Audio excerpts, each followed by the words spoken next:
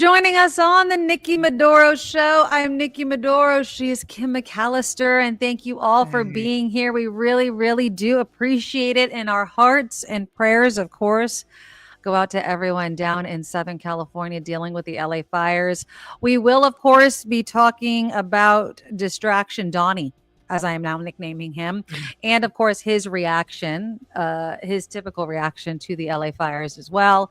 Of course, before we get to all of that, if you guys can click the thumbs up button, thank you everyone for your support, whether it's through our Patreon that you can find at thenikkimaduroshow.com, or of course with our super stickers that you can give to us either during this live program, or of course if you listen to the recording anytime you want to donate to the show. We always do appreciate it because we are 100% crowd funded. And I just want to take a moment to say, Kim, our hearts and prayers go out to you and your family for the passing of your father. We love you. We love you. We love you.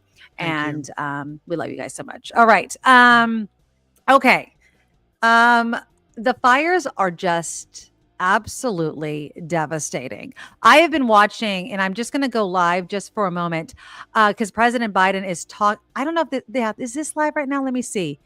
I think this was actually earlier, but let me just go live to it right now because he was speaking earlier about the assistance they were giving. The federal government 100% is going to cover for the next 180 days is going to cover the assistance for the Southern California fires.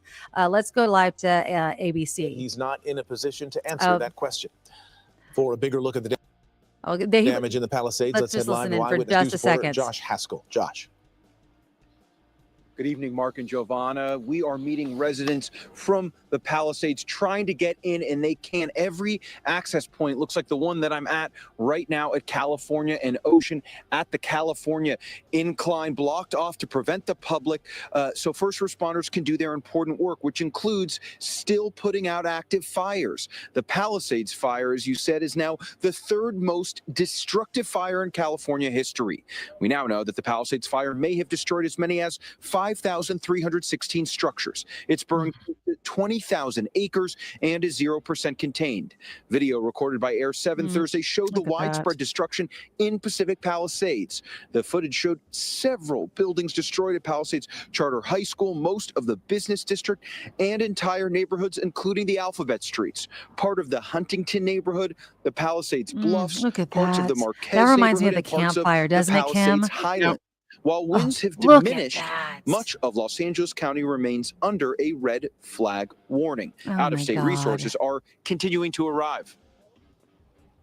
There's no excuse in regard to the winds were too much, but the reality is the winds are so dynamic. And at that tipping point, when our resources, air resources were grounded, that changes our strategies and tactics.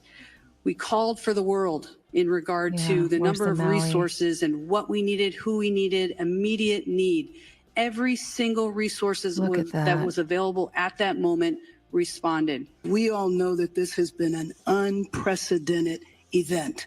We also know that fire hydrants are not constructed to deal with this type of massive they were talking about devastation. The water was just, there was no water problem, especially on Tuesday. I mean, on too many people using the water fire hydrants at the same time. No pressure. To do the air support because of the winds, and so of course I am absolutely frustrated. And there was one guy that was talking. To some folks on the school campuses who are helping. There was one guy that was talking about his house was not on fire, but his neighbor's was. But there was no water to put his neighbor's house out, so he was so worried that his house was going to catch on fire. How scary! Right now. Oh, look at that. That was State Senator Ben Allen, who just went into Pacific Palisades to help now to protect residents who have been displaced by. Oh, we lost the guy. All right, well, Rogers Chair Catherine Barger and Sheriff Luna announced today they requested the support of the California National Guard, and they will be implementing curfew hours to keep looters at bay. Now, thank you, Ren, so much for the $10 donation. We appreciate you guys. 6 p.m. until 6 in the morning. And we are getting so many questions, Mark and Giovanna, about why people are not being allowed back into Pacific Palisades. Remember in the Tahoe fires, people wanted to know this check on their homes, see what's left of their homes. And I can tell you, driving in and out of Pacific Palisades numerous times so far for our coverage, it is just too dangerous. There are down power lines everywhere. There's debris on the roads. There's rocks on the roads. One intersection's even flooded. And it Can you is imagine just all not these people safe, out there? for so many people right now. That's why first responders need to continue their work, make that place safe before anyone can get back in.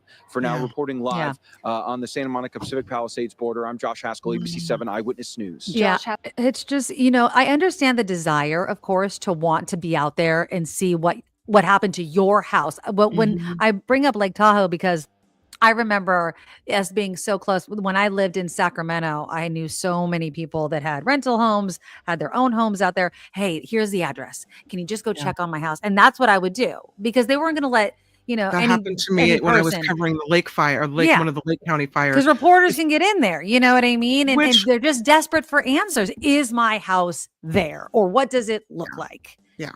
Absolutely. It's hard. I get the desire, but can you imagine if everybody was allowed to get in there? What a nightmare that would be for first responders. And imagine if another fire starts. Jesus. I understand letting reporters in, and I think it's important for people to see what's happening. But I went to places I had no business being.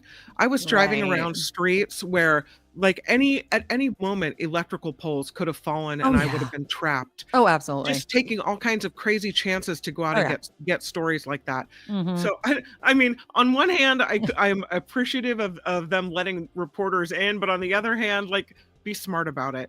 Well, that's why you get that fire blanket training, Kim. That's why we get that training, just in case, you know what I mean? Because we have to cover our own butts, that's for sure. This is a minute 31, and it's from CNN. Okay, let me see. The video is amazing. Look at the satellite images. Warning, it shows nearly every building in Western Altadena Look at that. on fire. In the Palisades, the destruction, it's immeasurable. The fire there has destroyed at least 1,000 structures so far. Homes now smoldering rubble, restaurants, businesses lost, a public library totally destroyed, multiple schools significantly damaged. And these fires, they are sparing nothing. They're impacting communities from all walks of life and destroying places people visit the passing every of these day. buildings. There's a Starbucks in the Palisades just before the fire. Now, this is what it looked like when it was ravaged by flames. It's now just a husk of charred cement, only a frame of what it once was. Here, the entrance of the Will Rogers State Beach in the Palisades. And then the apocalyptic scene when the blaze came through, palm trees aflame. This is what once was the Altadena Community Church. Here it is, just hours ago, flames bursting through the windows. And these are homes in a neighborhood along the Pacific Coast Highway before the inferno. This is them after, covered in smoke, nothing but rubble. That is absolutely insane. And okayest mama ever, I love the name. It's insane to me that there's wildfires in January. I mean, it is, but it isn't, because it's California, and Southern California has gotten no water. None. She's right, because usually at the end of October, beginning of November, my fire radar starts to die down a little bit, right? Like we stop thinking about, fire season, or, make sure everything's okay, or make sure your lawn's mowed, or all these whatever, your bushes or your grass or whatever around your house. We stop thinking about that so much because it's technically not what we think of as fire season. Right. And then you have these massive Santa Ana winds clocked from between 30 miles to 100 miles per hour, blowing embers all over the place, spot fires, starting one near Mark's house a couple of days ago. So, I mean, I guess we don't have a fire season anymore. We're just 24/7 fire season. Is that what it is? Well, and then I got into this thing with my husband last night. And now I am not saying we're not going to rebuild Pacific Palisades. I'm not saying we're not going to rebuild these cities. But what I was saying last night, and, maybe I wasn't articulating it properly, is, California is our climate, the way we designed where people live in this very large state, and how our climate has changed because of climate change, we are going to see this devastation. And because of how concentrated, I mean, we always see the graphic of how many people live in LA County compared to the rest of the country. It's the biggest county in the country. That's right. Think about the concentration. How many people? And now, because of these fires, because we're so congested in a place like LA County, the number of people that are being impacted by these types of fires is huge. And we really need to rethink. This was my point that I was making to my husband. We really need to rethink where we rebuild. Now, I'm not talking about Pacific Palisades. I'm not talking about everywhere in LA County, but I'm also not saying that in some parts of LA County, we necessarily need to rebuild. Now, I know hoity-toity, richy people that lost their homes want to rebuild in these gorgeous, wooded, high up, hard to reach, but beautiful viewed places. Well, I mean, now they're just probably burnt out places. So I don't know how much they're going to want to rebuild, but I'm just saying we really need to, if we're smart as a state, as a very large state in other parts, Southern California, Northern California, really be smart about where we rebuild, because we need to factor in climate change. We need to factor in weather patterns, where we get rain, where we don't get rain. Because if not, this is going to continue to happen. This is the new reality. And whether Distraction Donnie wants to blame Gavin Newsom or whatever the hell else conservatives want to blame, the truth of the matter is climate change. Kim had put in earlier, we were dealing with flooding last year, and now we're dealing with 8 months of no water. We need to plan for these massive swings in what we get from Mother Nature. And the truth is, we've got a ton of people that we need to plan for. And how do you do that in a place like this? I look at the video of the one we just saw where you see all the homes along the Pacific Coast Highway, right near the ocean. Ocean on one side, house, and then road, right? Yeah. It's weird to me that homes right on the beach like that would burn.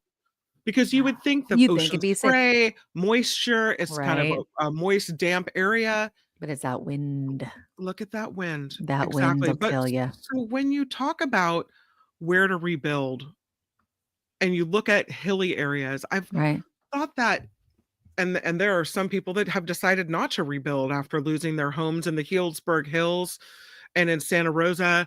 Some people thought, I don't want to be in this, this area full of vegetation and in the middle of fire zone. Right.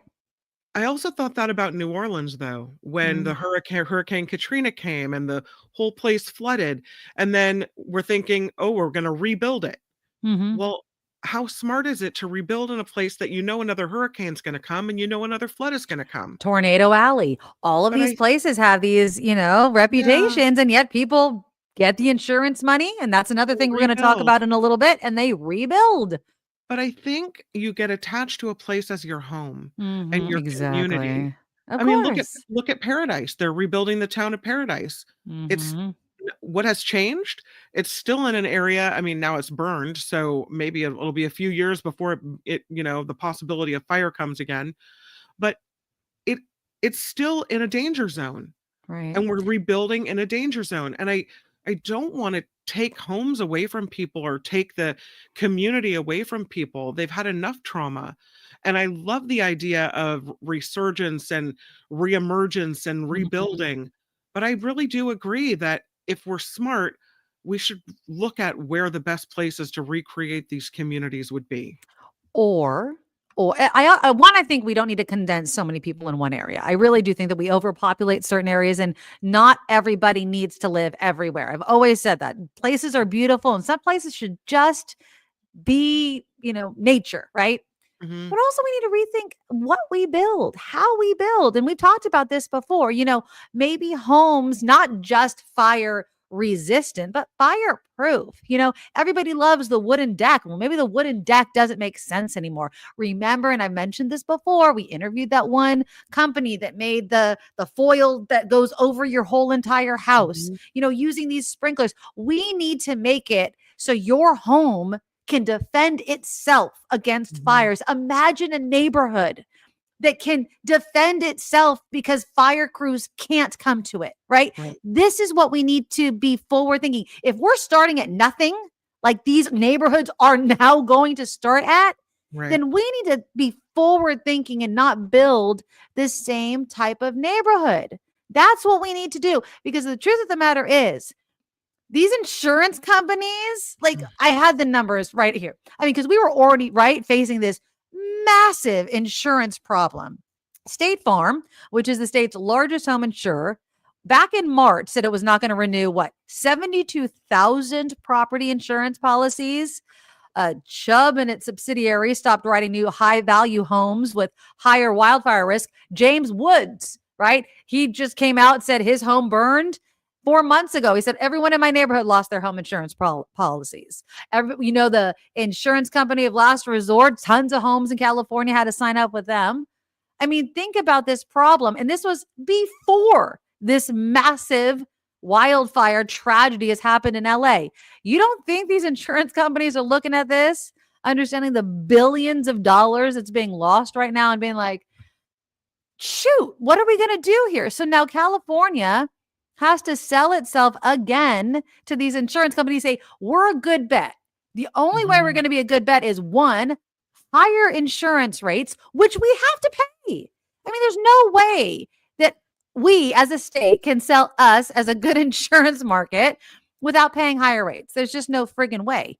It's not good business. It doesn't make any sense. So the only way we can do this is changing the way we build homes. We have to obviously do the defensible space and do all those things, but we have to build different. We have to make our homes different. They have to look different.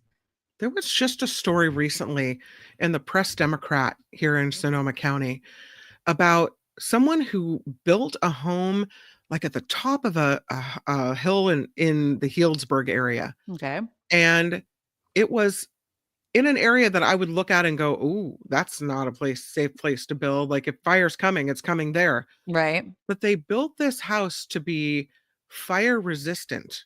Okay. And every material they used, every nail or whatever, everything had to do with this house will withstand flames. There you go. And that's the way we do it, right? Mm-hmm. I mean, again, it has to be smart. And I think Kim is mentioning, she says, if brick is the only thing that survives, then build it out of brick. But then we can't do that because bricks crumble in earthquakes. We're screwed either way. Okay, so it can't be brick. But what I'm saying is, I keep thinking this is the image that keeps popping into my mind. The Jetsons, right? It's like that go-go gadget, like I sense heat and then something pops out and then something like covers the home. Like I just keep seeing this like dome or something that pops up that protects, or some sort of, and I keep saying water, but then we have this water issue, right? So it has to be some sort of material that is only used in a fire, that only comes out in case of emergency, that these homes can have, that doesn't use water, that is kind of this, I don't know, some smart person can come up with, that these homes have, that we can put up quickly over a home, over a property that can withstand high flames for an extended period of time and does not destroy the home. Because that's what we want to protect. We want to protect our property. We want to protect our property value and everything inside of it, so that when the disaster is over and the flames are gone, the damn thing can be peeled off and we have our home just as we left it. That's what we need. That's what we need. Here's that house. This is this house in Healdsburg. And you can see that it's built out of this material it's not wood. It's something else. But look at where it is. I mean, look at all the hills and trees around it. You're like, there you go. Big question. I'd live in it if I was safe. I would sleep so nicely, right? I mean, if I knew. Right. That's like Fire Zone City. Exactly. And they hired this architect and they built it here on purpose because they were trying to make sure that they could build a fire resistant home. There you go. That's what they did. And we'll see if it works, because that fire's coming there eventually. So. Okay. So here is the image of that home. Here was the home that it's called Fires at. Here we go. This was the image that I had. This was the home that survived at Sierra Tahoe. The Caldor fire. That was the name of the fire. That's what I was looking for. The Caldor fire, yeah. The Caldor fire. Mhm. And this was the foil cabin that was only of a couple to survive the flames. Now, this is obviously after the fire because some of it's peeling away. Let me share my screen for you real quickly. And apparently it worked. Okay. So it might not look the best, but there you go. I mean, it seems bizarre, but if that's all it takes to make your home a baked potato for a bit, done. Well, the one I showed you in Healdsburg, the architect says, like the hardened shell of an insect, a rugged metal wrapper envelops the simple elongated form, forming a protective, non-combustible skin around both indoor and outdoor spaces. We have to look to nature and animals. They do it themselves. Why do cockroaches last, right? Yeah. Like, we need to all be little cockroaches. We need to make our homes. That's the name of the company, right? Cockroach, right? That's going to be the name of the company. Go ahead, steal it. Just make millions. Exactly. Yeah. Just make your home like a cockroach and make it stand. But that's truly what we need to do. Is we have to stop thinking that we need to put out the fire. And put out the flames. What we need to do is protect our homes to withstand the flames, because we don't have enough water. We're not going to have enough fire departments. I mean, literally, I cannot believe that in the city of Oakland, they are cutting fire departments in the Oakland Hills. Crazy. In the Oakland Hills, in the same weeks that we are having this tragedy, they have voted to close fire departments in the Oakland Hills. 2 Oakland fire stations closed because of the budget shortfall. They're closing like 7 other ones. It's insane. So let's see. 2 fire stations in the Oakland Hills. Station 25 on Butters Drive. Station 28 on Grass Valley Road will be closed in the next 6 months. Station 10's already shuttered on Santa Clara Avenue. That's in the Grand Lake neighborhood. I mean, 4 other stations could close next month. Now, obviously, this is budget problems, but I kind of feel like public safety is the number one thing people pay taxes for. Well, I mean, that's what we pay, is to be safe. The budget cuts to the Los Angeles Fire Department are coming to the forefront now. Exactly. And $17 million or something like that. Something like 17% or 17 something. But they cuts to the fire department, and now city officials are being blamed for that, saying, look what you've done. Right? Of course. I mean, everyone's going to start pointing fingers. And yeah, I see the comment there. Yeah, Trump's blaming Newsom, of course, but Trump will blame Democrats for everything, right? I mean, now again, this has been, and it's not just Trump. I think Republicans, Southern California, I just drove over the holidays to Arizona, which of course you have to go through Southern California. And anybody that drives to Southern California, you know, when you start driving to Southern California, when you start seeing the signs that Newsom is stealing your water, right? This is you see dust here because they're stealing your water. This could be farmland, but it's not because they're stealing your water. There's always been water wars, right, between the Northern California and Southern California. And Trump has come out with this latest tweet that the reason why Southern California does not have any water is because Newsom would rather protect the Delta smelts than give Southern California water. The truth of the matter is, the debate over water has gone on much longer than Newsom has ever been governor. It's gone all the way back to Brown and probably before that. I mean, the water starts in Northern California, and it has to make its way all the way down to Southern California. The debate will always happen that way, you know, and I don't know if there's a good answer for it. I get the arguments both ways. The Delta smelt is vital to our ecosystem, and anyone that doesn't understand it should talk to scientists. You need to talk to scientists about why the Delta smelt is actually vital to our ecosystem.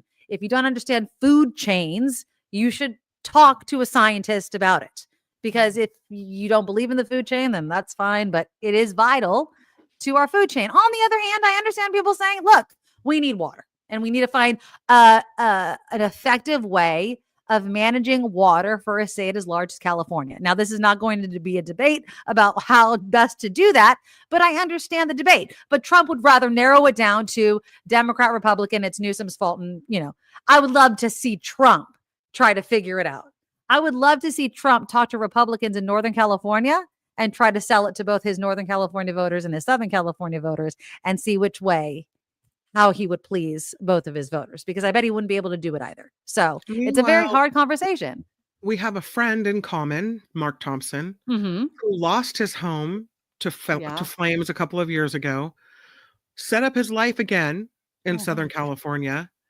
And a couple of nights ago, he and Courtney were packing stuff up and packing up their animals because, of course, they have PTSD. They're not going to wait until they get the official get out now warning. Because the last time, all they had time to do was throw their animals in the car and roll on out of the driveway. Right. So this time, they take the time to pack up stuff that they want, the important items.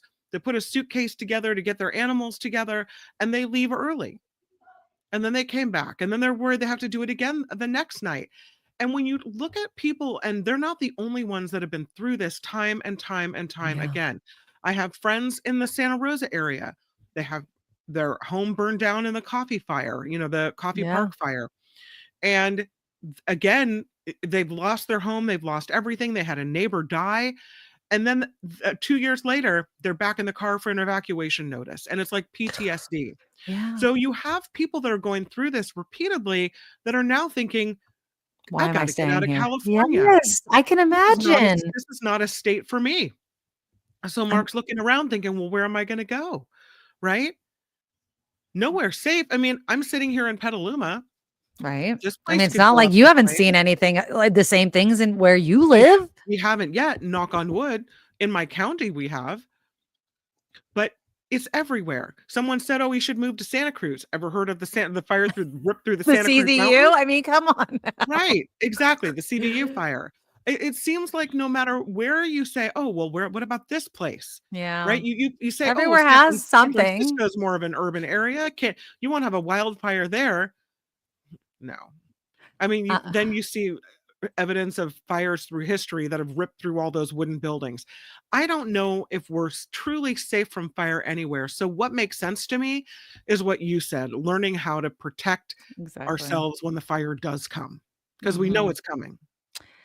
You just have to be prepared. What kills me all the time, when I was prepping for the show, I just had the news playing in the background, and it's always the people. There was this one video of the reporter, and I will say this, I've heard some people criticizing the reporters, and I will say reporters that stop people as they're evacuating and running for their lives to interview them. I hate that. I hate that. Talking about the lady with the horses. I don't know. No, I didn't see the lady with the horses, but look, they're running for their lives. Don't stop them. To slow down and for an interview. It's like, oh no. Don't do that. There were this couple they had 12 horses, and they were leading 2 of them. They had set a bunch of them free because they didn't want to keep them penned up to die in the fire. Yeah. So they're clopping down the street with these horses, and this reporter's like, "Where are you going? What are you doing? Are you I'm evacuating. Where are you headed? Has this happened to you before?" Blah, blah. Like these inane questions that are also obvious. Like, we're running for our lives. Get the F out of our way. What do you think I'm doing? I'm going for coffee. Like, people are so nice, and they're trying to answer their questions as they're on the move. And finally, at the end, the reporter says, "Be safe." And they look at her and they're like, "You be safe too." And they were so nice. Like, they knew she was also in danger trying to cover these stories. And they were trying to help a sister out because they know what her job is. But it's like she has to stay there. Just get the video of it and move on. Don't interrupt people when they're trying to run for their lives. I love the Steve Guttenberg video. I don't have it ready, but I love the reporter that's interviewing Steve Guttenberg, and they're like, "Who are you?" And he's like, "Steve Guttenberg," and this guy still doesn't. doesn't know.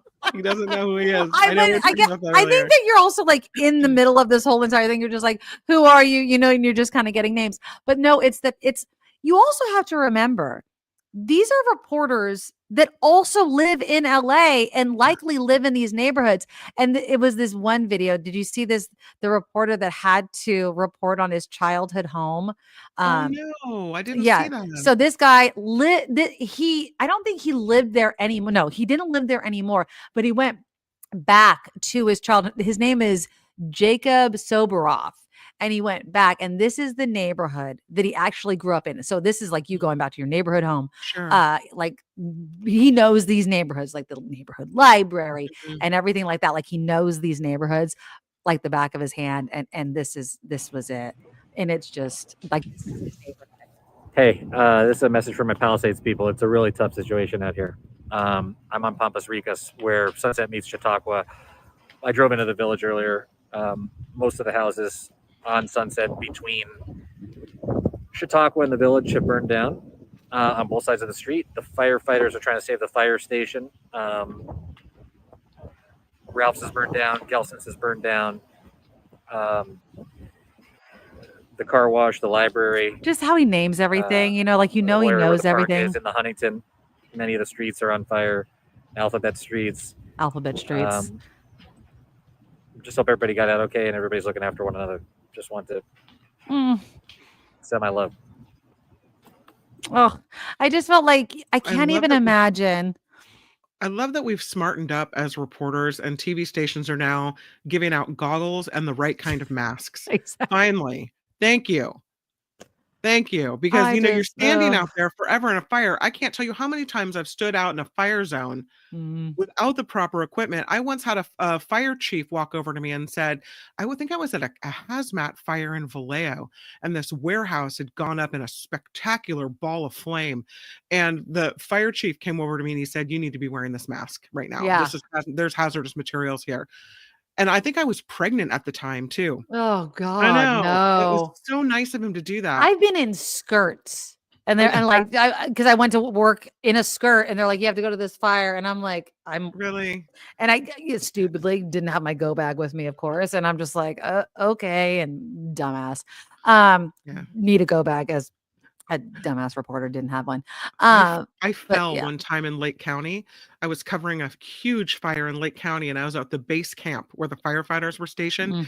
And I was ill prepared, and I was wearing the wrong shoes, and I slipped on some gravel, and I tore up like a huge section of my leg. And I was kind of shaking, and it was like I had to hobble back to the car, and the paramedics were asking me if I needed help, and they were cute, and I was embarrassed. It was horrible. Yeah, no, I'm fine, but if you want to carry me, it's fine.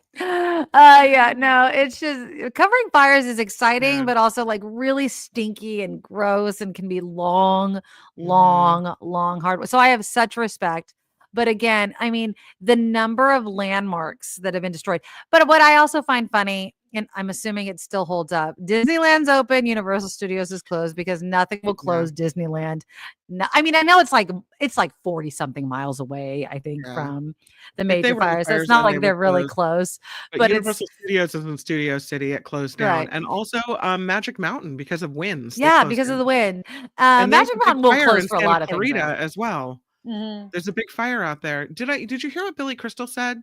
No, what'd he say? And it's interesting because I had mentioned earlier on Mark's show that, it's easier for people with all this money to rebuild probably than it would be for like you and I, right? Oh, God, we would have to rely on the insurance payments. It would take forever.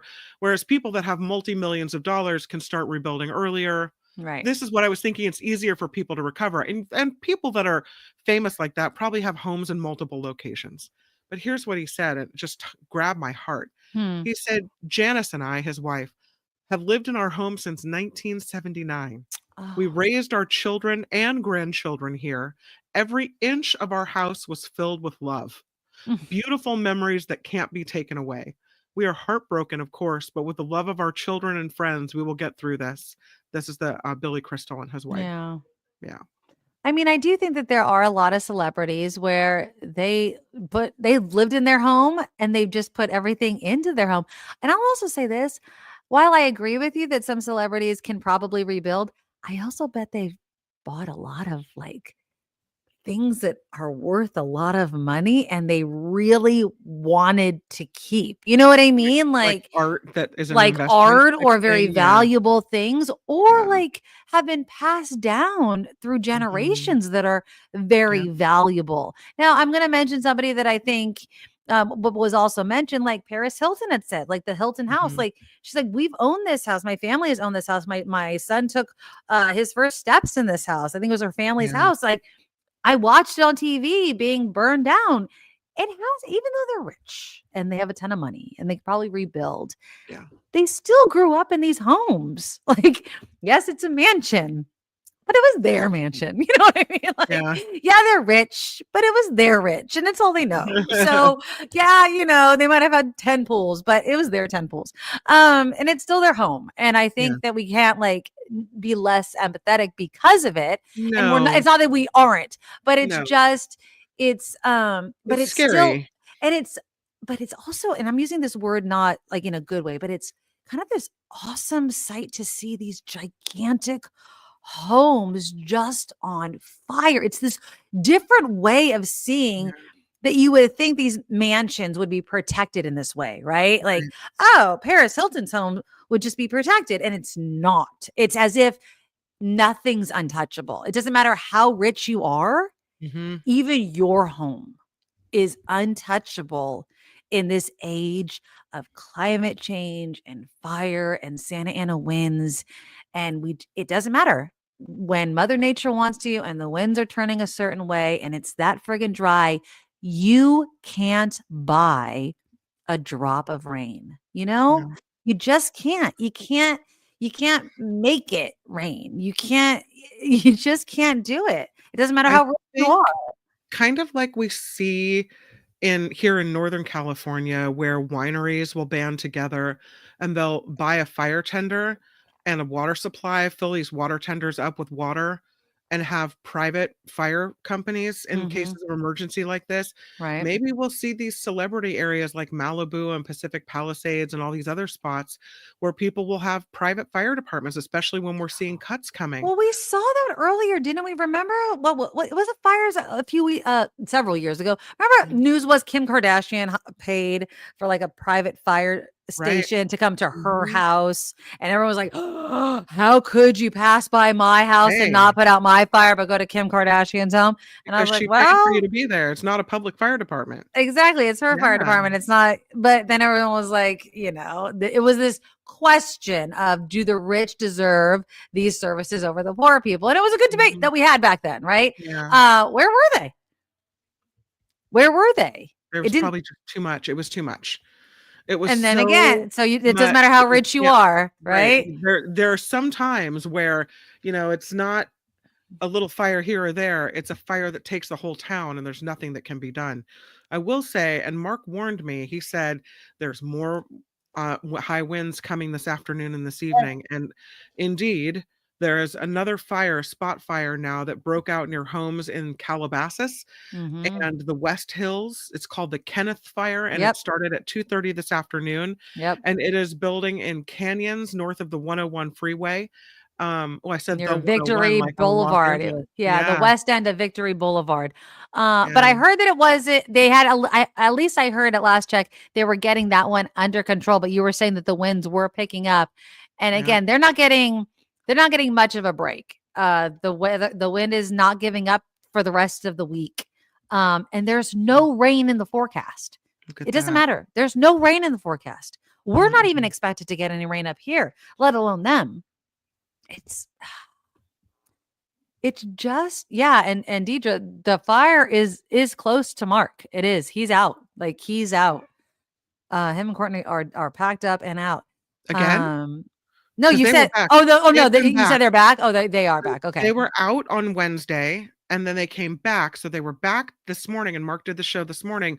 Who knows what will happen overnight and this afternoon? I wouldn't come. Not that I'm going to tell Mark what to do, but I don't know, dude. Unless it's out. I'm not. I'm staying somewhere. I wouldn't come back. I wouldn't have come back. I wouldn't say that. I'm on vacation. You know what I mean? But you know what? You worry. I think you worry about your home. You're sitting there in a hotel. What is Mark going to do? Thinking, is my home burned? And then you see reports of looters coming in, and you think, okay, well, if I've left my home, what is Mark going to do? What is Mark going to do?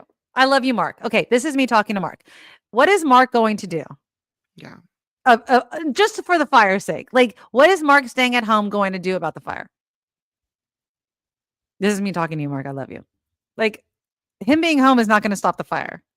No, right? it won't. It would likely dissuade looters from coming in. Oh, the looter thing I get. But again, let me also ask you, Mark. I love you, And Mark. he has a couple of cats. Hire Some a of them security firm, are Mark. older, I would rather right? hire a security firm and He's then worried about his animals. He's worried he about didn't leave his animals, did he? No. But Oh, they okay. like to be at home. They're more comfortable there. They're older cats. I know. I don't know. He I loves mean, his cats. I love his everyone cat has their videos too. concerns, right? I Yeah. know. Go on vacation, Mark. Like, I just would never go home. Once I packed up, until the smoke is out, I ain't going home. I go find a place to live. Did you hear they sent out an emergency alert, an evacuation warning to all of Los Angeles County by mistake? I heard something about a Yeah. mistake. What was it? It was a technical error. It was an Okay. evacuation warning that everyone got on their cell phone. It was issued countywide because of a technical error. Oh, They had to send out a no. correction, but imagine how freaky that was. So, city officials apparently from Santa Monica, Long Beach, and other Oh areas my had to go God. on social media to reiterate the message was an error, that not everyone needs to evacuate. Oh, geez. Well, My that's stupid. niece goes to UCLA. Let's see if I can find this picture, but she sent a picture from her dorm room, and her dorm is up on a hill, and you could see from the dorm room bright fire on a ridge, and at night it looks really close. Oh, So we're all jeez. freaking out, like, how are they going to How close is evacuate that? all of Yeah. UCLA and all these students in dorms, and how is that going to work? And they didn't cancel classes the next day, so it must not have been as close as we thought. But my sister stayed up all night monitoring the fires. After, by the way, staying up all night because my dad died, so we raced back for that. It was just a mess. Oh, And jeez. so they do cancel classes at UCLA today or last night. And my sister buys a plane ticket home, and the roommates, one from Washington, D.C., one from Hawaii, decide they're going to come to Petaluma with her because they live far away. They need to get out as well. So it's like everyone to Petaluma, right? Right. And they my sister gets tickets, and they get to the airport, and the airline tries to jack up the prices on them. It says, actually, it's not this price, it's this price. Oh, that's price gouging. That's against the law. Price gouging. And I've never actually experienced that before, or haven't had a member of my family experience it. Bastards. It's outrageous. So my sister fought back, and they gave him the original price. Oh, hell yeah. I'd be like, and that's against the law, mofos. Price Like, they no. sold it at. They already sold her the ticket at one price, and we're trying to jack up the price at the airport. Right. I would have been like, that's against the law. Can I Price have your gouging. name so I can report you for breaking the law? I believe that's exactly how it went, and they gave them the original price. What asses? Can you believe my that? God. So now Trying there's to make girls money at my off sister's tragedy. house. I Ugh. went and I bought them little t-shirts, the Petaluma t-shirts. Mm-hmm. And I'm going to take the Petaluma t-shirts there to make them honorary Petalumans because they're here and they're sheltering in place at my sister's house. But yeah, it's I love crazy. that. I swear to God, there's some good people in tragedies, and then there's just people that like do the absolute worst things during freaking tragedies, and that's just so awful. So if you haven't also heard, because of the fires, and I know there's football fans, I'm a football fan, the Minnesota Vikings and the LA Rams Monday night playoff wild card game, it's officially been moved. Obviously, it was supposed to be played at SoFi Stadium in LA. It's been moved to Arizona. That's a big deal. That doesn't happen. It's a playoff game. Home field advantage is a big deal, especially in a playoff game. But it's been moved because of the fires. So it's been moved to Arizona. I'm sure it sucks for LA Rams fans, but obviously people are going to have to understand. It's been officially moved. So that's obviously a big change. I think there's a Lakers game that was supposed to be, I think, tonight, that's not being played. A lot of things are being postponed. I don't know who it was. There was one actress that is saying that none of the award shows should air at all anymore, that all of the revenue should be donated to fire efforts. That's not going to happen, but I think that's a great idea, but it's never going to happen. Malibu is gone. I don't know if it's officially gone. I mean, the images though are just, it's just crazy. It's insane. Again, it reminds me like when you remember the images of the fires that you've seen, like Lahaina, like, all of those past fires that we know so well. It's just, you look at it and you're like, oh my God, it's gone. It's thought gone. of it when I saw the line of cars on the, I don't know what highway that was, on the whatever canyon highway, the one where Steve Guttenberg was saying, please leave your keys in your car so we can move them so the fire trucks can so they won't get bulldozed like all the other cars. Yeah. People were just leaving their cars because firefighters were saying, leave your car, run on foot. Oh, the PCH. Yeah. The Pacific Coast Highway. Pacific Coast Highway. Thank you. And it reminded me of Maui, when just the most frightening video of the people on Front Street that were trying to get out and the cars were torched and burned. Yeah. I was reading something despite that said that your car is probably the place that offers you the most protection when flames are coming. Yeah. Which is interesting. But I feel like people get so scared because it gets so hot in there. I feel like they feel like they're going to get, not to be gross and graphic, but they feel like they're going to burn, right? Like they just feel like I have to get out. But I feel like you, I'm like, I feel like it seems natural. Like, I'm going to stay in here, but then you feel like, no, I'm going to make a run for it. But I would be like, where am I going to go that's going to be any different than being in here? Like I'm going to run into the fire or I'm going to stay in here. Right. I just feel like at that point, it's just panic. You're just so panicked. I say this, it's so frightening. It has to be so frightening. I just can't imagine. It's so frightening. I can't either. And I don't have the video now, but I think most of us have seen this video where someone is in a home. And they're taking video out their window and the flames are like licking their yard and licking the windows of their home. And there are golden retrievers in the house and they're in the house and they're taking video of what's happening. And for the moment, they're safe. But it's not long until their house goes up in flames too. And you wonder if fire is surrounding them all on all sides. And you wonder if they ever made it out of that home safely. Because you see that they're in there and now what? And I know in a tornado, you're supposed to hide in the basement or the bathtub or something, right? Like that. I think it's bathtub. Yeah. Where do you go to in a fire? Do we have safe rooms in our house that are fire resistant? Should we start having a place to go in the case of a fire where we'll actually survive it, even if the house burns down around us? Where's our safe place in the house? Where would you go? Now let me ask. I'm not a firefighter. Okay, so like I understand like fire sucks the air out, right? So the oxygen, right? Because that's what they're saying, and that's what the danger with smoke inhalation. So when smoke is there, smoke rises, you want to get low to the ground, right? So I would say if we built something low, and again, I'm not a firefighter. I don't know if this would actually work. If your house was on fire and the roof, if you built something below ground that you can escape to that had a fire door, like your garage door is a fire door, right? Because it's metal. Some type of safe room that's maybe? Underground. If you had a fire door that you can escape underneath the house too, that had nothing. I don't know. This is why you want to put Heather in charge. This Heather. is why. It's going to need ventilation from the smoke. Scientific mind. Yeah. Heather will be like, cellar. No, here's what you like need. An oven? Okay, yeah. Heather says gonna need ventilation from the smoke and high temps. Yeah. So like being buried alive? No, I don't want that either. No, but like if the smoke rises, this is why I'm thinking like a basement, but that has a door where the smoke can't get into. I don't know. I don't know. It's an idea that needs to be, ferreted fleshed out better than we're doing right now. But exactly. Vicky's like, I would not want to be trapped in a safe room. Fire resistant. Okay, what if you're trapped in the house? You better to go to the. But I'm not talking about forever. I'm just talking until the firefighters put the fire out, right? I'm not talking about years here. I'm not talking about like. I'm not talking about a bomb shelter. I'm talking about my house is on fire till the firefighters put it out. That's all I'm talking about here. Yeah. Fire breathers. Yeah, exactly. Can I just get a fire? I should get a firefighter's uniform so I can run out. that. That'd probably be Like, easier than building seriously, something. we need to like go through the ridiculous to get to the reality of what we actually need. I mean, Yeah. come on.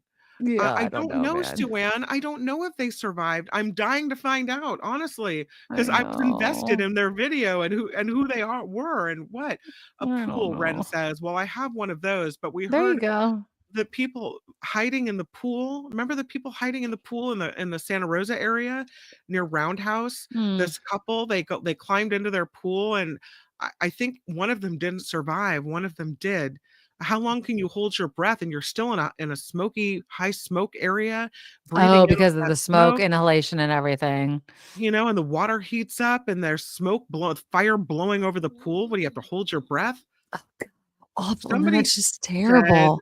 yeah, John Watson said, if you have a swimming pool, get in it. I can see Yeah, that. but how long can you hang out in there? Yeah. I And heard everything around you on also, fire. someone It's also hell. said in a recent fire, not this time, that if you can't take everything with you, maybe you can't take your grandmother's china, you can't pack up whatever No one's taking the china. Don't take the valuable, china, you can please. put it in the pool. Set it at the bottom of the pool. There's plates or whatever, like water resistant item that you have that you want to save. Put it in the pool. You don't have to pack it up and take it with you. Look, in the hierarchy of needs here, Exactly. never the china. Nobody wants the china. Your kids don't want the china. The grandkids don't want the Nobody china. wants it. Nobody wants the china. I barely want my china. That I use the china twice a year. I'm Not putting my china in the pool the china. just because I can. I'm putting it in the pool. Look, not the china. The pictures can be digitized. You know what? And even the pictures, Yeah. they're in my mind. Yeah. The kids, you know what? If I had to literally choose something physical, like besides my children and my dog, you know what I mean? Like literally besides like my computer, just because it's digital, like whatever, but I probably can log on to something else and Apple will find me the rest. Mm-hmm. My childhood teddy bear. It's irreplaceable items. My childhood teddy bear. Yeah. My kids, blankets. Those are literally the two things I could think of that I would be really upset that I would not be able to replace, and I would cry for a day and be over it. You know what I mean? Like, but besides that, life. That's it. My kid's life, and that's the most important. That's Absolutely. it. Get the hell out. Like, geez Louise, there is nothing I would go back for besides my kids, my husband, and my dog. Like, that's it. Someone said, and I'm scrolling back to look for your comment. I'm sorry, I didn't know who said it. They said, we need something to fly away. Like some type of, personal jetpack that you could just I'm telling you, right the Jetsons had it. Yeah. I don't know what's been taking us so darn long. Yeah. Like, I would hate to say like Elon Musk should help us, but the guy's badass crazy. So I'm not asking him to do jack crap. You know what I mean? Like, that's not happening at all. And I just want to say, because I know I was teasing distraction, Donnie. I just want to mention one more thing, because I was talking about the fact that he was blaming Gavin Newsom for this whole fire thing. The fact, not only was he blaming Gavin Newsom for the fires, but also the fact that, one, I love the fact that the Supreme Court, and I know somebody mentioned it earlier, is denying tomorrow's sentencing in the hush money case, is giving me, it gives me glee, but let's just get it straight. He's not facing any jail time. I mean, he's not. He could face up to 4 years. He's not getting anything. Nothing at all. It just gives me glee that, like, he's going to be sentenced. He'll be hauled into court. Yeah. It just makes me pleased that he's not getting this one last win. You know what I mean? Like, I have to say that I'm very surprised, because it was the Supreme Court ruled 5-4 that he can be sentenced in this hush money trial. And for everything I'm thinking about the Supreme Court, I'm thinking the whole ball of them are in his pocket. And the few of them that are actually, that consider the merits of cases instead of, the money coming into their pockets. Right. But are in the minority. So I was thinking that no matter like, why are they doing it?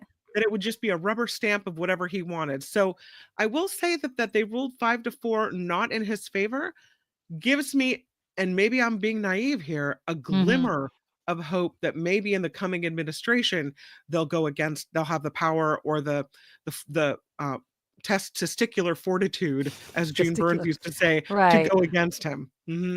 I mean, I just kind of feel like it's also not that this court ever gives a crap about precedent, right? I don't think they really care about precedent, but it just it just doesn't make sense to not do it, because he's not the president. So all of his arguments about the fact that he has presidential immunity, he's just not president, to say that he can't be sentenced because of presidential immunity, well, it doesn't work in this case. So it makes sense that they didn't do it for him, because if they did under that reasoning, would then mean that you are president, and we can't have two presidents at the exact same time. So I think that their argument holds water and still lets them be like, hey, Trump, we're still supporting you. You know what I mean? It gives them an out, because they're like, we can't have two presidents at the exact same time. You can't really think that we would vote in your favor. So at least give us this one. Does that make sense? Yeah. So I feel like if this is the easiest one that they can act like they're not giving, everything to him, but it's still total BS. Like, whatever. They're so in his pocket. It's such BS. Here's how it went down, in case you're keeping score. 4 conservative justices, Thomas, Alito, Gorsuch, and Kavanaugh, said they would have granted Trump's request not to be hauled into court for sentencing. Chief Justice John Roberts and Justice Amy Coney Barrett joined the court's 3 liberals to side against Trump. So John Roberts and, surprise, surprise, Amy Coney Barrett. What? She actually, honestly, she has been one that I will say has been one to kind of go back and forth with Trump. So yeah. Even though I've been more disappointed in her than not, I will say if there's one that will go back and forth, it is her more often than anybody else so far. But again, yeah. And some sad news regarding that fire, that latest fire. It's now up to 1,000 acres. Because it is. Is that the one in Calabasas? That's the latest one. That's the Kenneth fire. Thanks, Kim, for that update as well. One. Yeah. So anyway, that sentencing with Trump is happening. Also, this Gulf of America thing. This is the thing that I'm just going to say to all those MAGA people that I say fine to.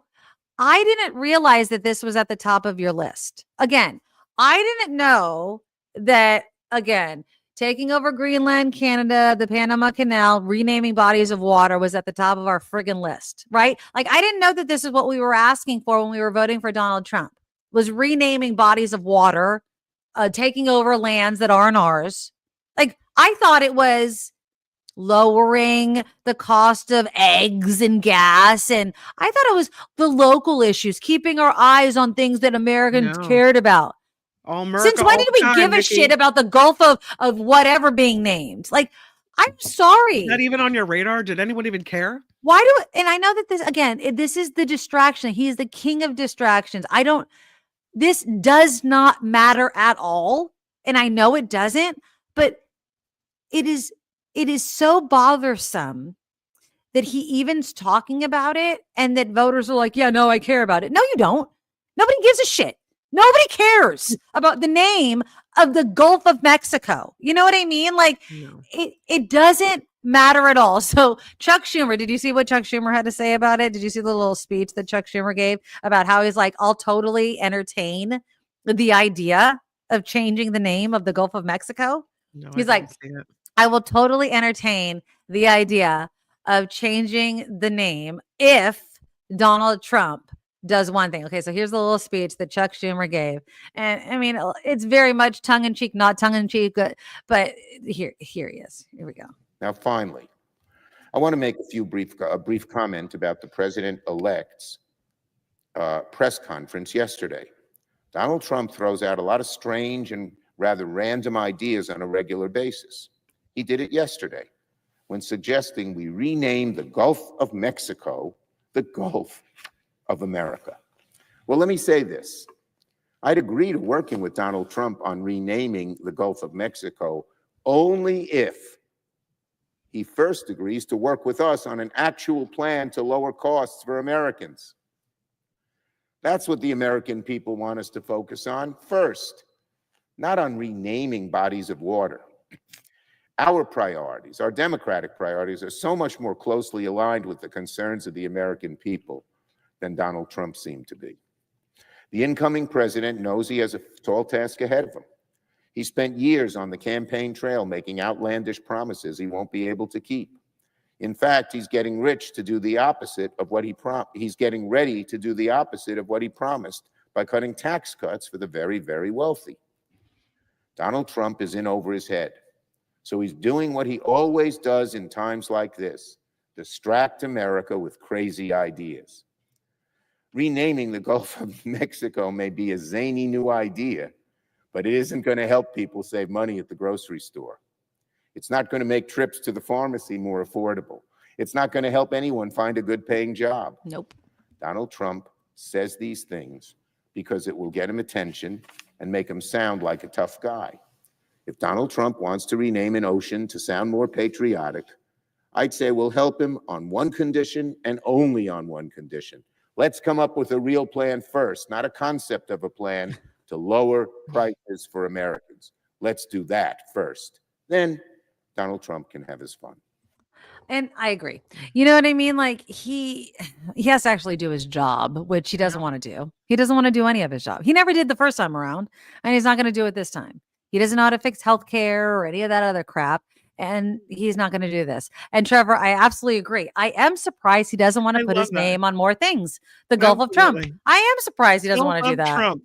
Right? I am surprised. 100%. I actually agree with you. Yeah, that is totally a surprise. So that's really funny, Trevor. You're totally right too. And also, who wants Canada to be the 51st state? Like, why? I thought Trump didn't want to add more people into America.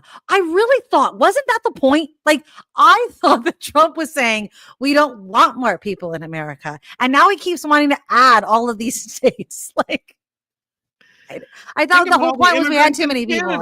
Oh, no, there's so many more immigrants now. Why don't we just add Mexico, and then all of our problems would be solved? Yeah, piece of cake. Wouldn't that just solve our problem? Let's just just make sense. Make it make sense.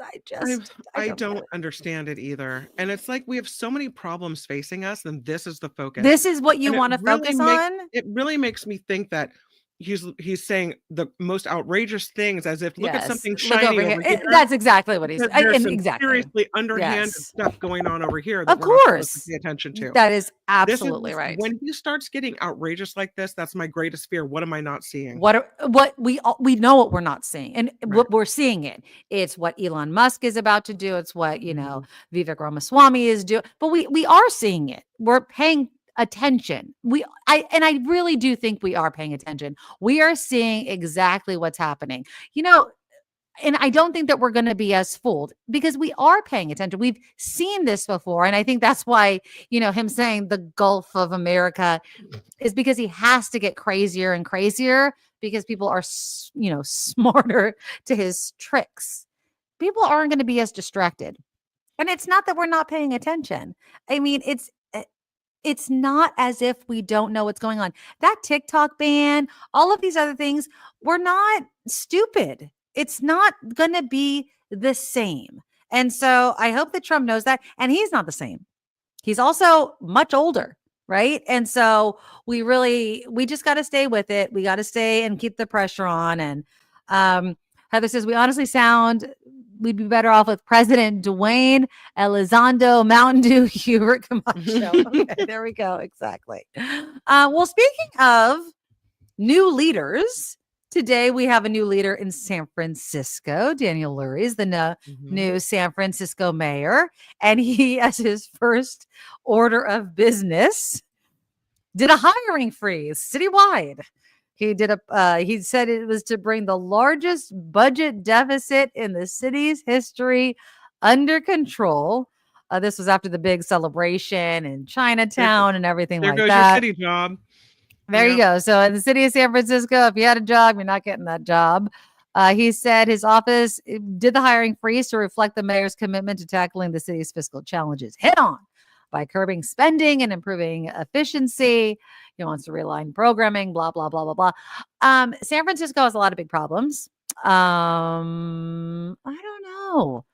Oh, Phineas, by the way, there's alcohol in this cup. I'm drinking. I don't do dry January. I've got my kamikaze going over here. Oh yeah, I'm sorry. We're drinking. I'm sorry, I didn't mention. There's booze. I don't do dry January. I'm not a quitter, Phineas. By the end of the show, who knows what we're gonna say? I don't do dry January because I don't have I believe I don't have an alcohol problem, and I don't do these things. I don't believe in dry January. Those that do, I fully support your idea. I just have different types of resolutions. So more power to you, everybody that does it. She says as she slurs her way through it. I'm slurring my words. But yeah, I don't believe in congratulations. dry January. Oh, and by the way, just speaking of dry January and somebody that did dry January and made a lifelong change, which is Tom Holland, who got engaged to Zendaya, and I was so happy. Anyways, Hollywood news. Anyways, I would not want to be the mayor of San Francisco if you paid me $1 billion. So good luck to Daniel Lurie. The other city you could not pay me $1 billion to be mayor of is Oakland. And Barbara Lee has thrown her hat in the race to that. And she's, obviously longtime Oakland politician. I love the headline out of Oakland side. It clears the field. Oakland politicos react to Barbara Lee as running for mayor. Yeah, I feel like she has the job once she threw her hat in the race. 8 years old, 78. Do you want that stress? Do you want the stress of trying to fix Oakland at 78 years old? But she has a long political history. Do you? So you don't think that she has the job in the bag? I mean, I think people love her, and I think she's amazing. I just wonder why. Like, why? This is going to be so much energy and so much stress on your life. I agree with you completely, 100%. I wouldn't want that job. I love that she loves Oakland, and I love that she wants to fix it, and I love that she's not done working. But I feel like at 78, you earn the right to be the elder stateswoman who kind of gets to have a influence, but yet have a little bit of a cushy job. This is not a cushy job. This is. I feel like she doesn't want to. I feel like she doesn't want to slow down, though. Yeah, I don't know. I worry. So anyways, Barbara Lee, she's 78, like Kim mentioned. She served as Oakland's congresswoman for 20 years before deciding not to seek re-election. She ran for Senate to succeed Dianne Feinstein, but she obviously was beaten by Adam Schiff. Let's see. So she has been a longtime Oakland person. She is expected to she's expected to run in the special election that's going to be held on April 15th. And she's excited. She says Oakland is a mess and she wants to fix it. Okay. I agree with Kim, though. I would not want this job. Now I was lying, Calvin. He's like, I'd do it $1 billion to be mayor. In jest, but not really. Oakland is, I'm not going to say it's unfixable, but what I am saying is I think it's going to take a generation to fix. Does that make sense? Barbara Lee's not going to fix it, if that makes sense. She might make changes now to fix it. She might pave the way, but she's going to get blamed and she's not going to get any of the credit. Yeah. Does that make sense? So she might start the improvements, but then it's not going to work, which will lay some groundwork or something, ideas. I don't know. It ain't going to happen in one mayoral term because there are systemic problems within Oakland that need to be fixed. And unless she wants to make gigantic, clear the field changes, which I don't see happening, I don't know. I don't see how she would be able to do something like that. I really don't. I don't think she could, legally. I really don't. I don't think legally she'd be able to make the changes that could be made in Oakland. She does bring some clout. Whereas someone who's younger and maybe doesn't have the name and the experience might be able to bring more energy to the job. They don't bring the name and the respect. So when Barbara Lee says, here's what I want to happen, maybe everyone around says, oh, Barbara Lee would like this. Let's make it so. Right. So I don't know what the best. But let me play devil's advocate. But maybe some other people are like, I don't want to listen to Barbara Lee anymore. Maybe the people that she needs to maybe the people that she needs to make the change are too young, that they don't even know who Barbara Lee is or don't want to listen to someone like Barbara Lee. If you want to reach the young people that you want to change, they don't even know who Barbara Lee is, right? Like there's older people. She's 78. Yep. She's trying to reach the young people to change their mind. They may not be listening to people like Barbara Lee. How do you reach the young people? Is it a 2-year term because Sheng Tao was recalled, or is it a 4-year term? Oh, okay. So it's weird, right? Mm-hmm. Because is she finishing? She has Sheng to finish. Tao's term. She has to finish Sheng Tao's term and then then run again, right? And I think it's a 4-year term, isn't it? Oh God. Okay. So the nomination is it's a special election to vote on a new mayor and council person. The nomination period for the mayoral position, as well as District 2, is expected to close on January 17th. They'll hold a special election to vote on a new mayor on April 15th. I don't know. It's so freaking confusing. I don't know. I don't think it's a full term. So maybe she does it for 2 years and she's out. By the time she's 80, retired. Yeah, maybe. Then why even bother? I don't know. Anyways, it's Teacher Lori says, sorry to disagree. Strongly feel should be age limit on politicians. Let older, over 70 experienced politicians be trusted advisors. I like that idea. Yeah, I do too. Advisors are a great idea. Show them the ropes. Teach them how to reach out to people. Teach them, how to build communities. You know what I mean? Yeah, like to reach older and younger in the middle, but the way, and I've mentioned this before, the way communication and technology and the way people communicate, how that has been changing so lightning fast. I don't think Barbara Lee can keep up. I bet her staff takes care of a lot of that. I'm not trying to, be ageist here. Maybe she's up on it. I'm making a big assumption here, but I'm just saying, I'm going to be very stereotypical here. I'm assuming that, she doesn't handle a TikTok page. You know what I mean? I'm assuming she's not scrolling all day long and making little reels and stuff like that. I'm just making an assumption here. And if she's not, then she's not communicating with the speed that those that she's trying to convince to vote for her are doing. So yeah. And she needs to convince people to go to Oakland because Oakland doesn't have any sports teams. Oakland needs to draw, people to the town for some reason. And they have a PR problem and you have no sports team. So why are you going to Oakland? I'm trying to think of the times I've been to Oakland that weren't news related where I got sent there on a story. There was a time I'd get sent to Oakland every day for some Why would I go to Oakland? Murder. So I went to Oakland to take my daughter to Children's Fairyland long, long ago. Okay. We got lost at Children's Fairyland. I freaked out. We've never been back.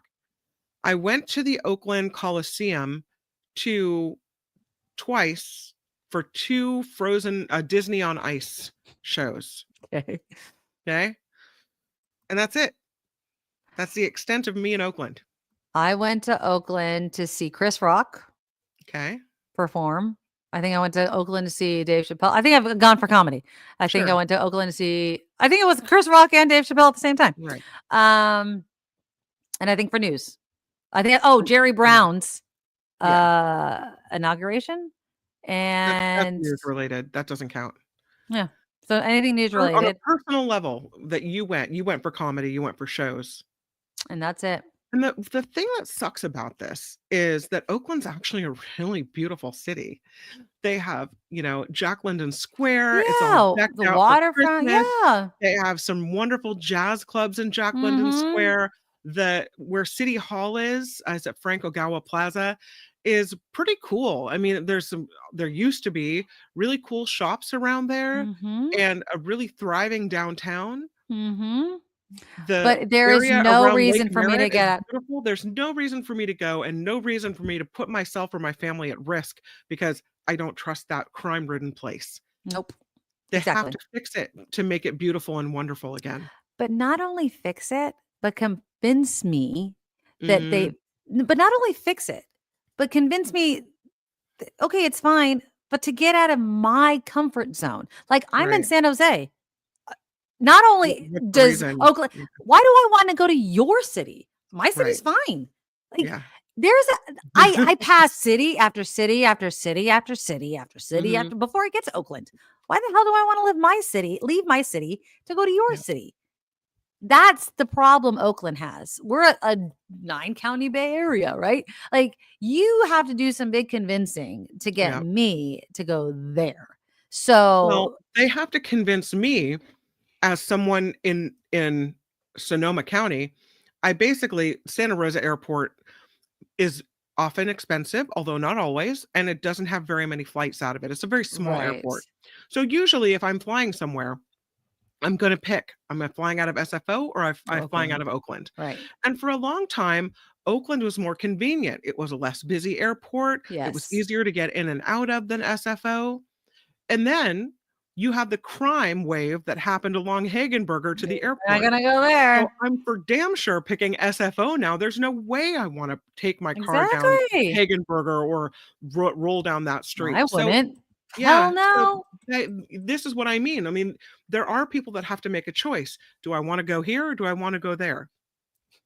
What is it called? The San Francisco, Oakland Bay Area Airport. San Francisco Bay, Oakland Airport. Yeah, right. I mean, and that's again, but still you would choose SFO over Oakland, right? Even though San Francisco also has an image problem, you'd still choose San Francisco over Oakland. I feel safer when I'm driving to the airport. I go down 101, I go over the Golden Gate Bridge, I go down 19th Avenue. And back on I think 280 or 101 on to Brisbane.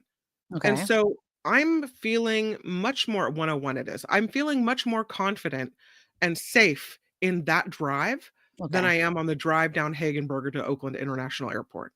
Okay. Right now, at this moment in time, and that hasn't always been the case, but right now that's the case. Yeah. But if you were going to go for, let's say, entertainment purposes, dinner, a night out, would you feel different hanging out in Oakland versus San Francisco, or do you feel the same? It's interesting because my kids really love, I have weird kids. My kids really love jazz and orchestra and music, like big band music. And there was some club there was some performance at Jack London Square and I forget the name of the establishment, that they were having this pianist come and this violinist, and it was like this duo, and we had considered going and we didn't go because of safety reasons, because we didn't feel comfortable going to Oakland, parking our car in Oakland, that we would be safe in Oakland, all of these things. Right. And if it was in San Francisco, I would have felt more comfortable. You would have. So you would have gone to San Francisco for entertainment, but you would not have gone to Oakland. Okay. Well, as a matter of fact, my husband and daughter just went to see the Nutcracker in the city over the. Oh, you did? Oh, they did. And I've heard that this Nutcracker in San Francisco is totally worth it, even though I maintain the Nutcracker is really, really boring. Anyways, that's just mine. Beat me up for it. Well, San Francisco's supervisor, Matt Dorsey, who I've interviewed many times in my career. And probably it's well known, but if you don't know, he's a former drug addict, and he's very, very open about it. It's not anything he hides. He leads with it. It's something that he likes to bring into his job because it makes him empathetic in his job. Especially because San Francisco obviously has a big drug problem. He is calling for mass arrests of drug users and to put them into compulsory detox and treatment if you get them off the street. I'm going to play a little bit of this report by ABC7. And as I play it, I want you guys to think, is it time? Because he raises this interesting question. And this is what I want you guys to think about. Because we're not talking about, the olden days of drug addicts, the heroin and things like this, because he's specifically talking about this age of fentanyl. And have we reached this point where this isn't your mom and dad's drug addicts? This is the 2024, 2025, the current use of drugs, and we need to treat it a bit differently. And we really need to force these people into drug treatment. Some say drug use in the 6th Street corridor is worse than ever. Look around and you might see why. While crackdowns have focused on dealers, San Francisco supervisor Matt Dorsey wants to take it a step further. Making interventions that get people under arrest into drug treatment. And it's personal for him. It's something I consider nothing less than the obligation of my own survival as a recovering drug addict. We do need to be making arrests of drug users with an eye toward making sure that any criminal justice intervention we make is a medical and life-saving intervention. It would be a significant shift in the city's approach, which has long focused on harm reduction strategies. What may have worked in the heroin era is not working in the fentanyl era. We are facing drugs that are deadlier than ever before in human history, and we're seeing levels of addiction-driven lawlessness that we have never seen. With Prop 36 now in effect, authorities can charge repeat drug offenders with a treatment-mandated felony, giving people the option of rehab over prison time. Nobody is asking for draconian sentences like, the bygone era of the drug war. What we are asking for is for people to be held accountable for drug-driven lawlessness. What's that going to cost? I think the answer is that can we afford not to solve this problem? It's not the first time the city has tried this. In 2023, Mayor London Breed directed SFPD to make more drug-related arrests. Forced treatment wasn't welcomed by all. Their risk of overdose sometimes sort of paradoxically goes up. We've said you can't use, you may not, and created a situation where they're not using opioids. Their tolerance goes down, and a relapse can be deadly. The CEO of San Francisco's AIDS Foundation telling ABC7 News in part, decades of research have shown that criminalizing people for their health conditions or circumstances perpetuates harm rather than fostering recovery. All of it comes back to public safety. A city that is premised on being welcoming and safe and clean for tourists and conventions and shoppers and commuters cannot lose sight of how valuable it is to solve these problems. Now, that whole idea of the overdoses, you get that, right? Like, so if you get people clean, what she was saying basically is you get them clean, and then their tolerance goes down. And then if they ever have that urge to just take a hit or whatever, do fentanyl, they take as much as they did when they were using, thinking that they can tolerate as much, and they can't because they're clean, and they overdose and they die instead of being able to tolerate it. Is that a reason to keep them high? Is that a reason to keep their tolerance high? You know what I mean? It is this, okay, so we keep them at a higher tolerance and being a zombie on the street and keeping their tolerance high. It's such a hard question to answer because I feel like we can't keep these zombies on our street. And I'm not just doing it because we want to keep tourists around and we want people to go to the Nutcracker and we want all of these things. We can't keep the Walking Dead, basically on the streets of San Francisco anymore, or the streets of Oakland or San Jose or anywhere in America anymore. So what do you do with them? What do you do? I agree with Matt Dorsey. I think there comes a point where I'm sorry. And I you guys, and I proudly admit that I'm a bleeding heart liberal, but also I think I'm a common sense bleeding heart liberal. When I grew up, you couldn't do drugs openly. You could not do drugs openly. Couldn't even have legally have a joint though when we were growing up. Thank you. I proudly let alone smoke it in public. I proudly, you know what I mean? You can smoke weed, whatever, but you didn't do it publicly. You didn't. You know what I mean? Like, I'm sorry. That wasn't allowed. Can we go back to that?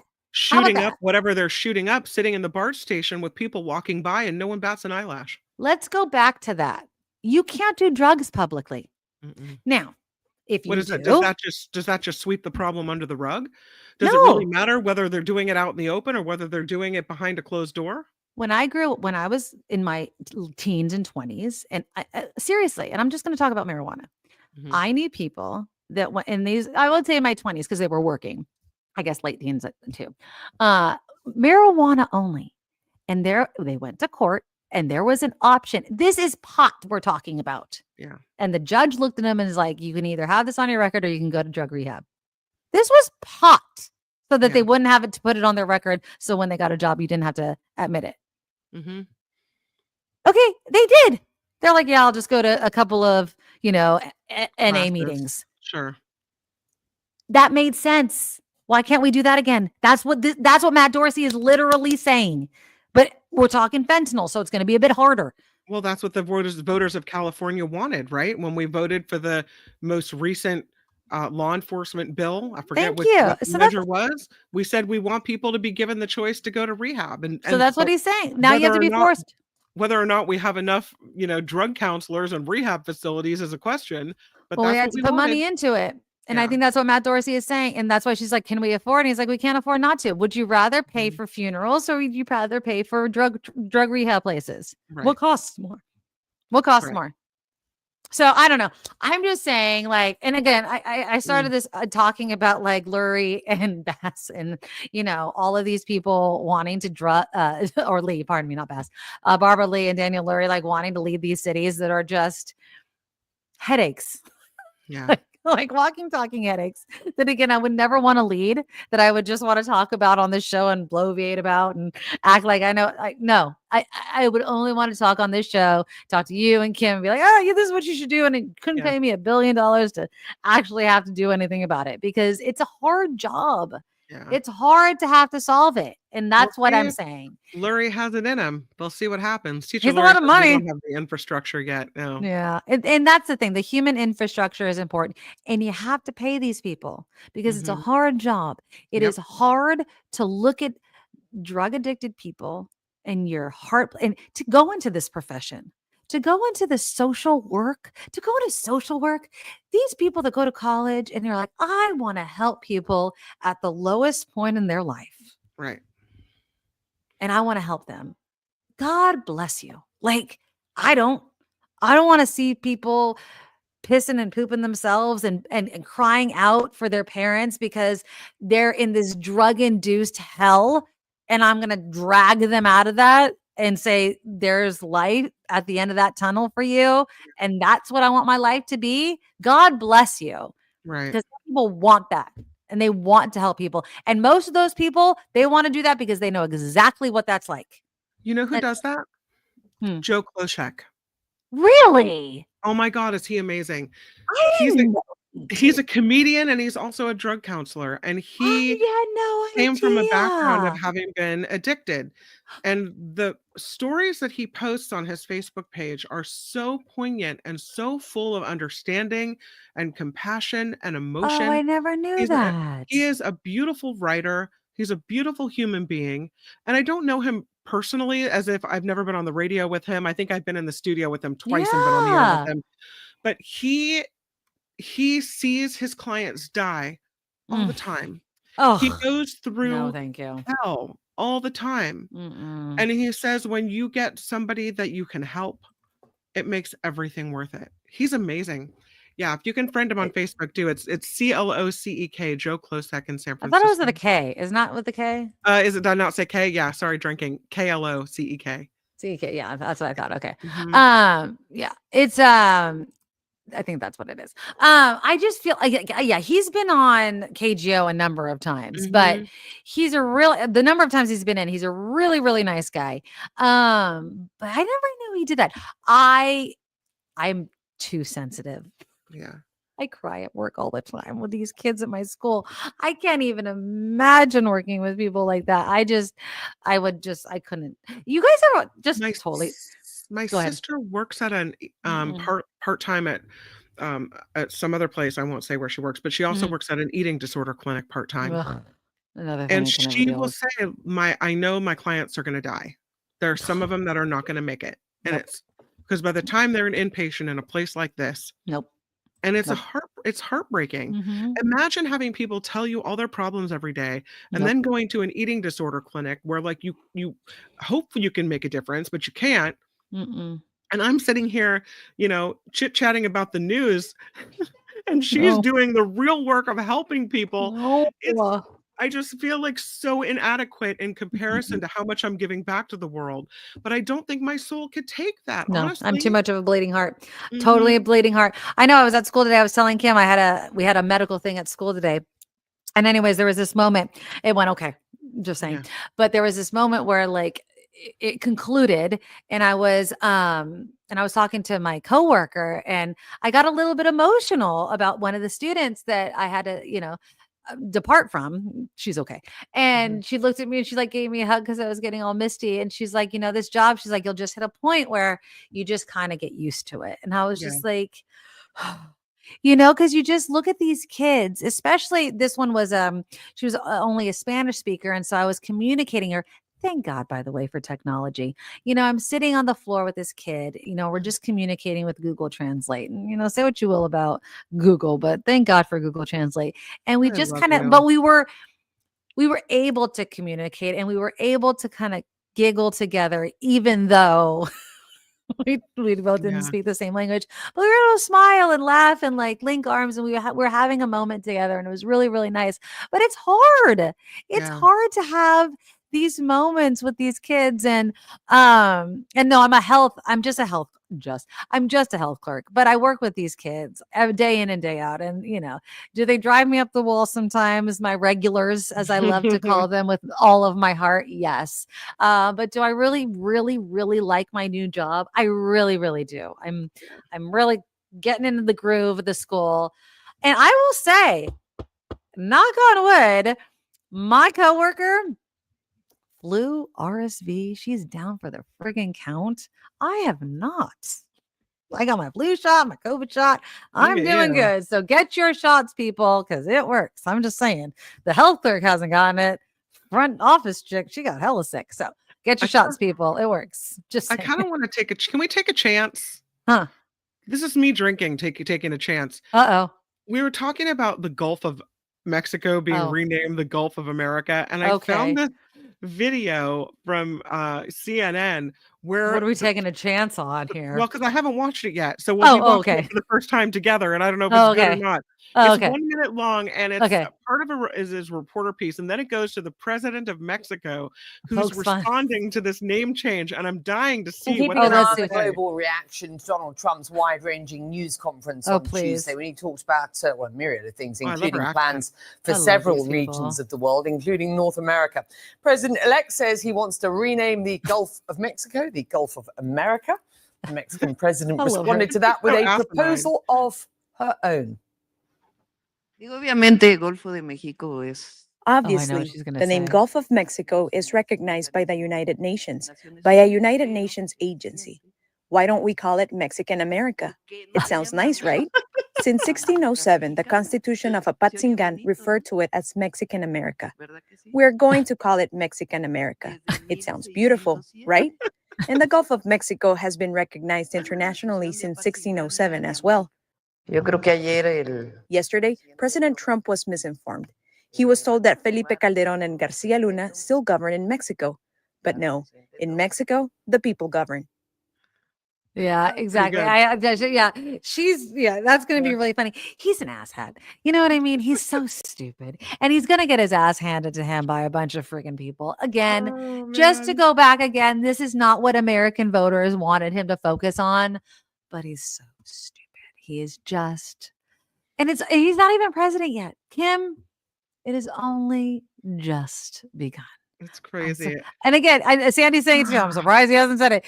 Trevor was saying it earlier. I'm surprised he hasn't named it the Gulf of Trump. Gulf of Trump. Yeah. I'm surprised though that he hasn't even mentioned anything being named after him yet. But his second presidency hasn't even begun yet. So let's not. I have one more video to show you. Speaking of Trump.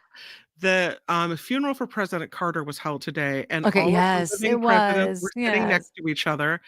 And Obama, without Michelle, somehow sat next to Trump. Yes, I heard about that.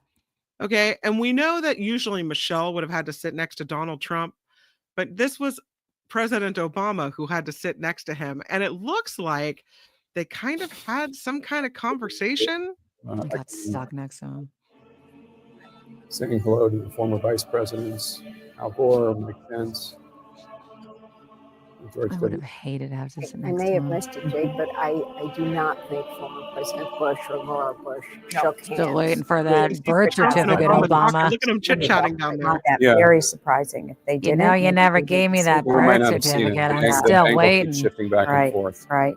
He's like, I told you I was born in But Hawaii, you see Barack mofo. Obama and Donald Trump having what seems like He's like, I proved friendly I was an chit-chat. There's American, former you President Bill stupid Clinton jerk. Hillary with right now is First like, Lady thank God and I don't have to Secretary of sit State next to Oh, Trump. God. Hillary He's like, Clinton you walking friggin' around. morons.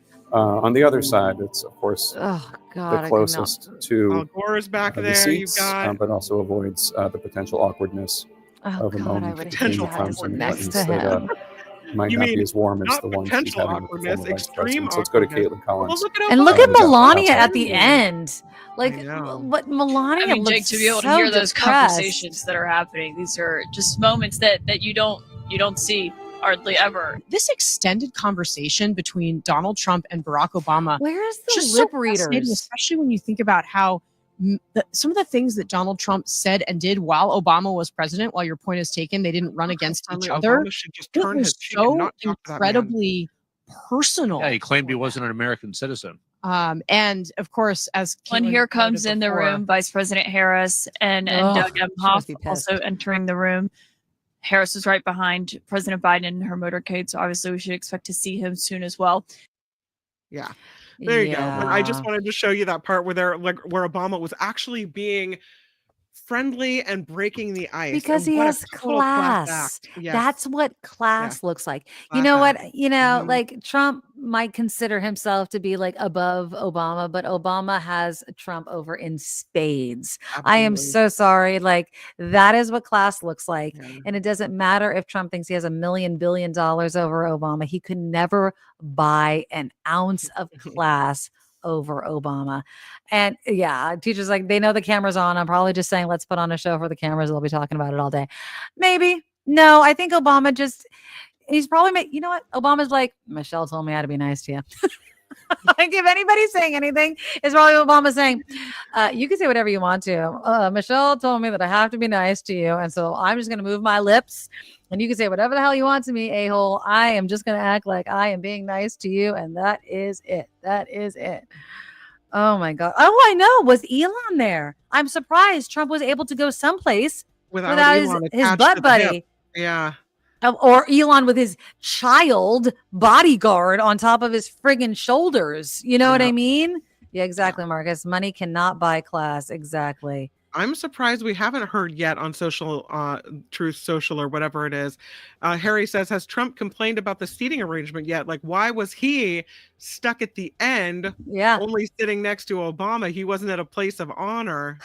Yeah, whatever. And everyone was saying that the only reason that Trump was even there is because he was reelected, that if he was not reelected, he would never have gone to the funeral. And I absolutely, and I know there are lip readers out there. I want one of them. Yeah, there are some good lip readers out there.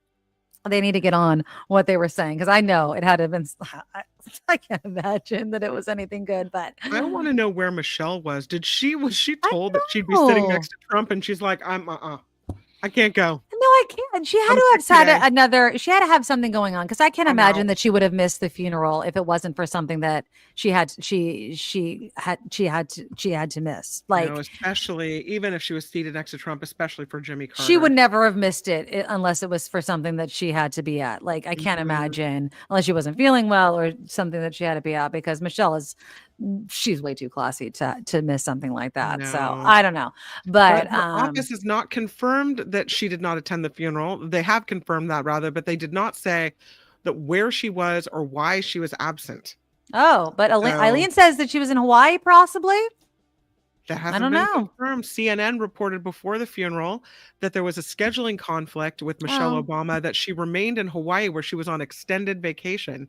So that's what CNN was saying, but the office of Michelle Obama has not confirmed it. She's like, Barack, go send my, regards. I really can't sit next to Trump. Donald. I don't have it in me.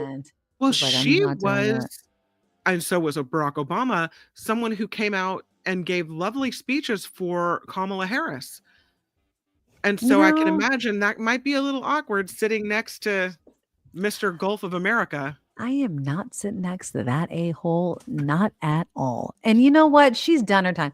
And you know what? I want to remember during Trump's first inauguration, and she just put her hair in that like bun. And she's like, I am not doing my hair for this jerk's freaking inauguration. I hope she doesn't even do her makeup. Like, I hope she just shows up in her bathrobe. Like, I'm just like, I'm going to go out in my slippers. Like, I am not giving this guy anything. Like, I'm telling you. I wouldn't even take my bonnet off. Like, no freaking way. I am not even going. I would not even go. There are some good pictures though of the funeral today, and they caught Donald Trump like looking toward the front pew where President Biden and Jill Biden were seated with Kamala Harris and her husband Doug Emhoff. Okay. And you can see Donald Trump kind of looking toward the front pew and giving the side eye to Kamala Harris. F him.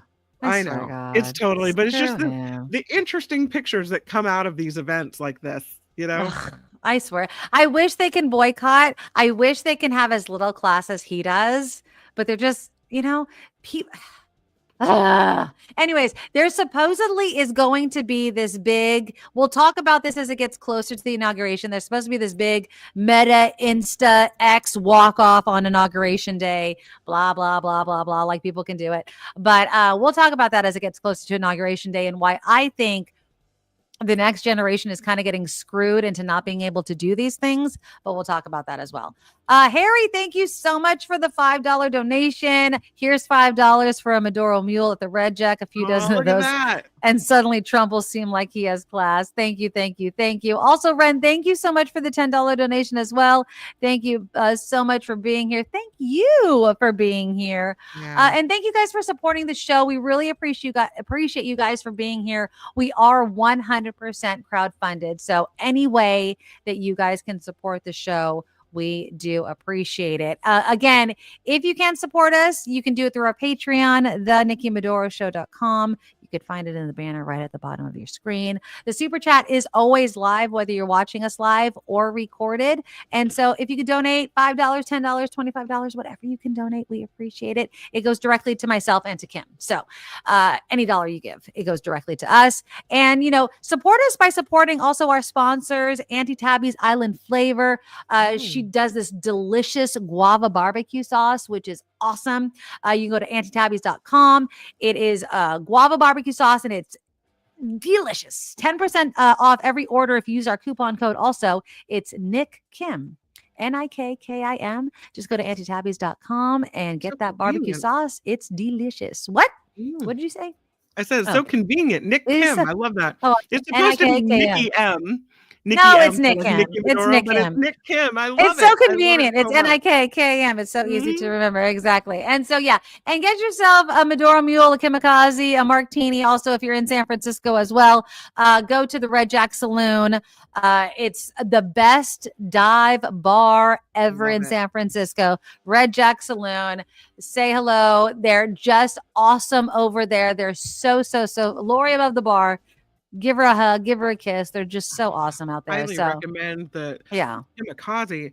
By the end of the show, I'm out. Like in a few minutes, I'm gonna be asleep somewhere in this house. I don't know exactly where. You know, I always have dinner right after the show, and so I'm always a little slurry by the end. So don't judge me. And I don't do dry January. I'm not a quitter. Nikki, what are you doing to me? I only have one cocktail. I don't know why I'm slurry by the end, but whatever. All right, you guys, we will be back next Thursday. I love you guys so very much. Thank you all for being here.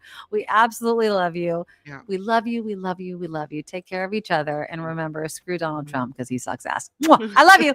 Bye. Nikki, you're all so awesome. You're sprout, like a beautiful blossom. You're also the best. I really can't rest. You're all so awesome. Wow. Okay.